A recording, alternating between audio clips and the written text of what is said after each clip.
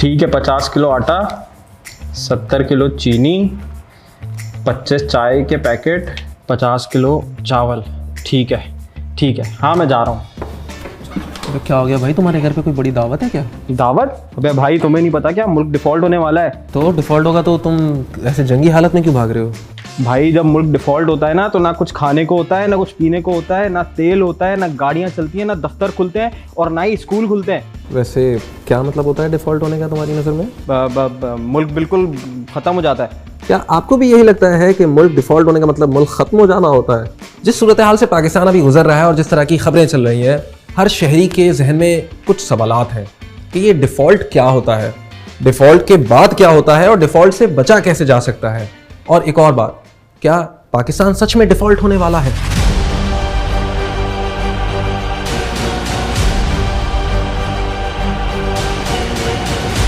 अच्छा भाई, तो चलो तुम ही बता दो कि डिफ़ॉल्ट होता क्या है, और अगर पाकिस्तान डिफ़ॉल्ट कर जाता है तो क्या होगा? भाई किसी भी मुल्क को चलने के लिए पैसे चाहिए, ये तो तुम्हें पता है।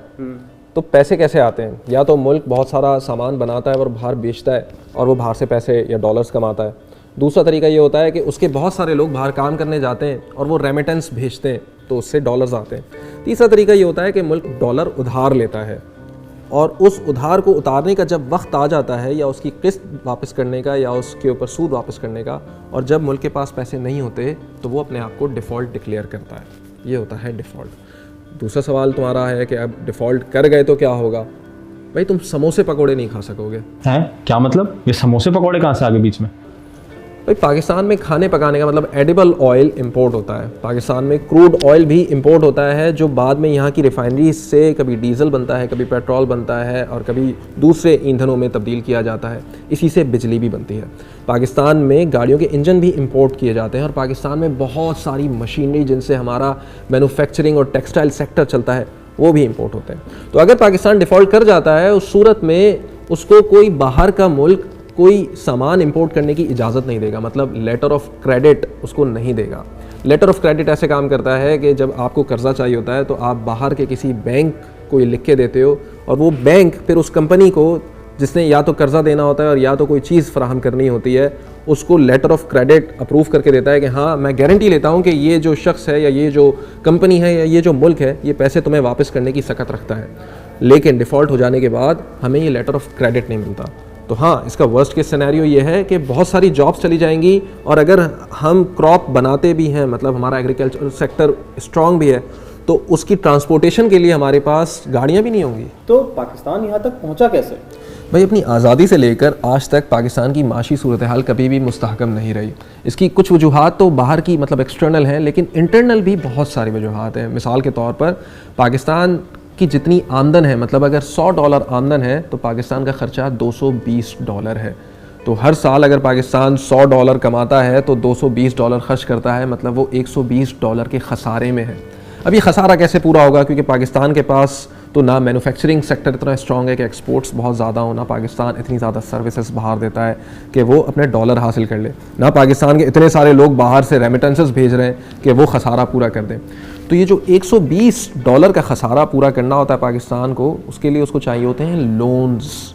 वो लोन्स कभी हासिल करता है दूसरे ममालिक से, कभी हासिल करता है बॉन्ड्स के ज़रिए, मतलब वो बॉन्ड्स मार्केट में फेंकता है और लोग वो ख़रीदते हैं तो पाकिस्तान के पास डॉलर्स में पैसे आते हैं। तो जब मुल्क उस नहज पे पहुंच जाता है कि उसके पास पुराने कर्ज़े उतारने के लिए पैसे या डॉलर्स नहीं होते और कोई दूसरी कंट्री या दूसरा इदारा उसको डॉलर्स नहीं दे रहा होता उधार में, तो वो बिलाखिर पहुंचता है IMF मतलब इंटरनेशनल मॉनेटरी फ़ंड के पास और वो फिर उस मुल्क को डिफ़ॉल्ट होने से बचाता है। लेकिन पाकिस्तान की तारीख़ इतनी ख़तरनाक रही है कि वो गुज़िश्ता करीब 65 सालों में 22 मरतबा IMF के पास जा चुका है।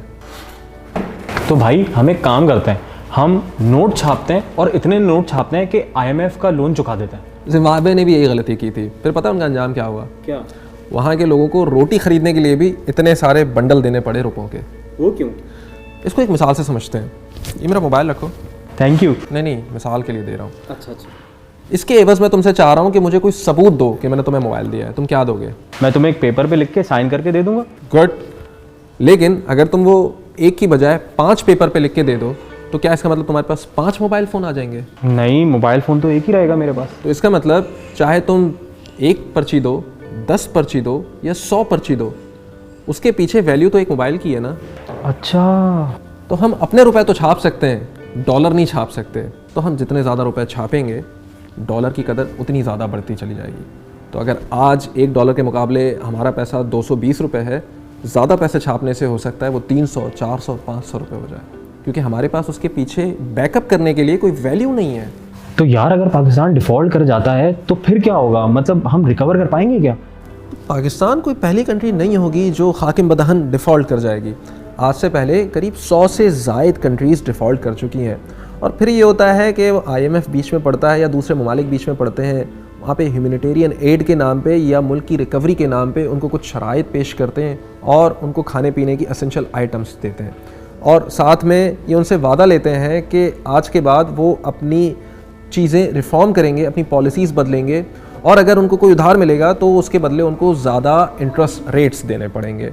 और आहिस्ता आहिस्ता वो रिकवरी के पाथ पे कंट्री स्टार्ट होती है और रिकवर कर जाती है, जैसे स्पेन है।